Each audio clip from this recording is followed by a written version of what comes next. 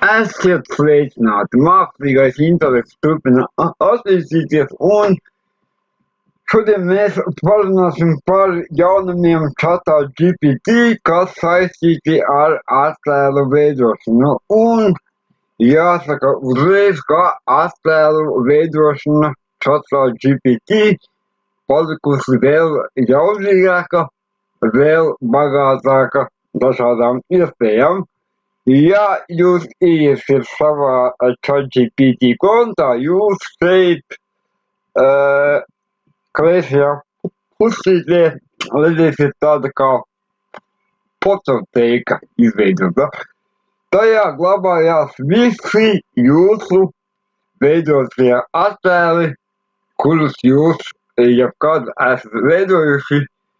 Šeit jūs redzat manus attēlus, ko es esmu veidojis.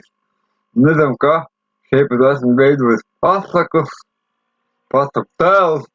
Mēs varam attēlus veidot dažādos stilos, bišķiņ patnējot par sevi, noķēru kāju, uztaisīju divreiz lielāku, tikai viņš arī man kuņģi uztaisīja divreiz lielāku. Redzam, ka viņš arī spēj izveidot diezgan skaistus plakātiņus, kuros var jau šādus tādus tekstus redzēt, bet ne visi teksti ir pareizi. Un tagad mēs pamēģināsim kaut ko reāli paši izveidot, un es viņam saku, lai viņš man izveido un ilustrē pasaku vieglajā valodā, akcentējot galvenā varoņa darbības. Un es viņam ieteicu izmantot NATO sans fontu, ar kuriem viņš diezgan labi attēlos tiek galā ar garumzīmēm, kā es izpētīju. Nu, paskatīsimies, kā viņam šī lieta izdosies.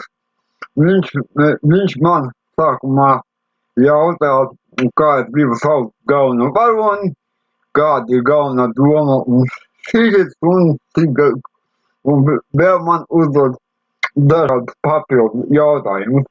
Tāpēc, tā kā man uz šiem jautājumiem atbildēt nepatīk, es viņam saku, lai viņš visu izdara pats. Bet šajā gadījumā, ja jums ir kaut kādas speciālas vēlmes, tad gribu kaut kādu speciālu varoni, kaut ko, tad jūs varat to arī ir. Un tālāk viņš man jau sāk radīt pasaku. Pasaku viņš ir nosaucis par zaļkrūdi un veido attēlu.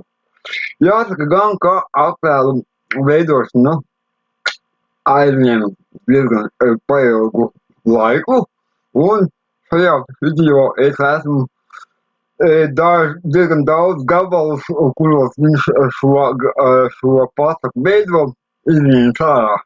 Un tik un tā jūs redzēsiet, ka šī attēlu veidošana aizņem diezgan ilgu laiku, taču attēli viņam iznāk diezgan labā kvalitātē. Tātad, jā, un redzam, ka pirmais attēls jau ir attēls, un viņš saka, ka ok, turpināsim veidot nākamo attēlu. Kamēr viņš veido nākamo attēlu, mēs varam paskatīties, kāds ir izdevies pirmais, un tagad viņš ģenerē otro attēlu, un šeit es nospiežu pauzi, jo ļoti ilgi, un tas process notiek, un redzam, ka mums pasaka ir gatava, attēli ir veidoti vienādā stilā, tas gandrīz, jā, un redzam, ka tas pats laiks ir visos attēlos, un ir arī favorīti, un arī, daudz maz ar tekstiem ir tiks galā. Jāsaka gan, ka ik pa laikam tomēr attēlos kļūdu. Un viņš man jautā, beigās, vai es negribu, lai viņš man uztaisa PDF, es viņam saku, jā, PDF dokumentu es gribu, un viņš šajā gadījumā palaiž PDF šo te redaktoru, un tajā viņš man sagatavo PDF, kurā viņš saliks visus vajadzīgos attēlus. Un šeit jūs redzat, kā pats ChatGPT uztaisa ģenerē šo te PDF failu, kurā tiek iekļauti visi vajadzīgie attēli. Un pēc neilga laika mums, te ir interesanti, viņš pasaka, ka viņš ir pieļaus kļūdu, bet viņš to mēģinās pats labot.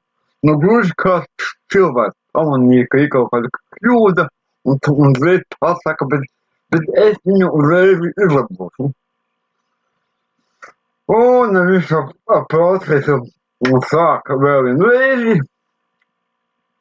un pēc laiciņa mums tiks piedāvāts šīs dokuments lejuplādei.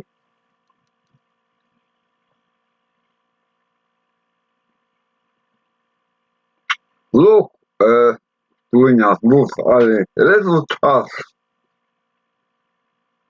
Un viņš saka, ka PDF fails ir veiksmīgi izveidots, un mēs viņu varam lejuplādēt. Un tad mēs arī lejuplādējam failu, saglabājam, un varam arī uzreiz viņu atvērt un paskatīties, kas mums tur ir izdevies. Un redzam, ka jā, viņš ir izveidojis PDF failu, īsos tekstus un attēlus ir skaisti salicis vienā PDF dokumentā. Nu, kāda vēl ir bijis tik vienkārši kaut ko šādu izveidot, vai ne? Un paskatīsim vēl vienu piemēru, likšu viņam, lai viņš tagad uztaisa mums kaut kādu plakātu, kurā uztaisa plakātu, informatīvu plakātu, tā, plakātu, ka ir kļūda, mazāko klašu skolēniem, bet viņš kļūdas arī pieņem, kas atgādina par drošību vasarā. Jā, nu, kļūdas vasaras bilēkā. Jā, rakstītas kļūdas, kas mums pieļautas. Jā, tā, bez palabosim drošību. Un skatīsimies, ko viņš mums paveiks. Vispirms mums raksta diezgan jauku tādu kā tekstu, ja tādus kā plāna punktus. Man liekas, ka viņš raksta ļoti labi un ļoti pareizi. Drošības ceļa, drošība pie ūdens, drošība dabā.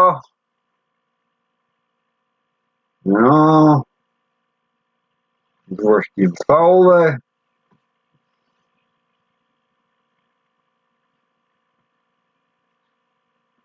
Un beigās viņš saka, ka viņš var arī mums izveidot krāsainu plakātu ar izlaukiem. Vai es to gribu? Jā, protams, ka es to gribu un vēl. Tā esi tik augšā. Un skatīsimies, kas no šī visa beigās panāk. Jā, tad atkal notiek process, kurā šis attēls ir veidots. Un šoreiz mēģināsim neko īpaši nesīšanāt, lai jūs redzētu, cik ilgā laikā apmēram šis attēls tiek izveidots, un tas paņem burtiski pāris minūtes. Un, ja jums ir jātaisa vairāki attēli, tad tas jums nepārprotami aizņems daudz vairāk laika. Jā, tā kā droši varam šo rīku izmantot, tas ir pieejams bez maksas.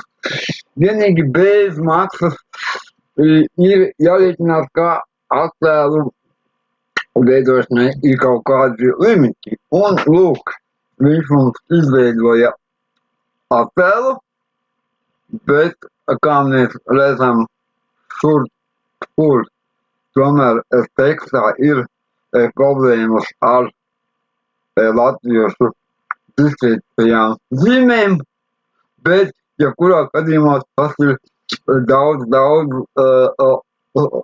labāk nekā tas bija iepriekš. Pie kam, ja viņš izveido attēlu, kurā ir daudz kļūdas, tad mēs viņam varam pateikt, lai viņš uzlabo fontus un lai viņš to attēlu uztaisa vēl vienu reizi, ko arī mēs šajā piemērā mēģināsim paveikt, liekot viņam šo attēlu veidot vēl vienu reizi. Un redzam, ka viņš jau uztaisīja daudz savādāk, bet redzam, ka šeit jau teksti ir labi, lieli, un ir arī labi salikus latviešu diskretās zīmes. Viņš gan neuztaisīja to pašu attēlu, bet uztaisīja citu attēlu. Viņš mums arī piedāvā šo attēlu PDF formātā. Šoreiz mēs šo nedarīsim, bet jā, respektīvi